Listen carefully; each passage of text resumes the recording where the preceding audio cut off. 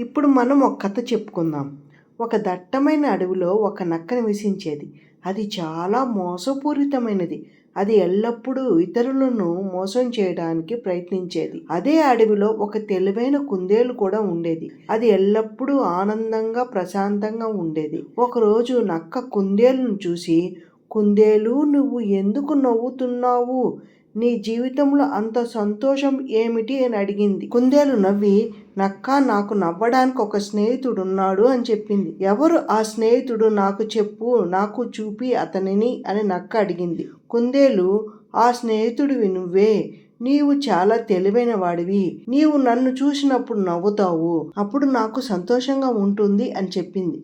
నక్క నవ్వి, "నేను నిన్ను చూసి నవ్వడం లేదు. నేను కేవలం నవ్వుతున్నాను" అనగానే కుందేలు, "సరే, నువ్వు నిజంగా నన్ను చూసి నవ్వనట్లయితే నువ్వు నన్ను మోసం చేయడానికి ప్రయత్నిస్తున్నావు. నీవు నన్ను మోసం చేస్తే నువ్వు నన్ను దెబ్బతీస్తావు, నన్ను బాధ పెడతావు" అనగానే నక్క ఆశ్చర్యపడింది. "నువ్వు నిజం చెప్పావు" అని చెప్పి ఆ కుందేలును చంపి తిన్నాడు. కొన్నిసార్లు నిజం చెప్పడం కంటే తెలివిగా తప్పించుకోవడం ముఖ్యం.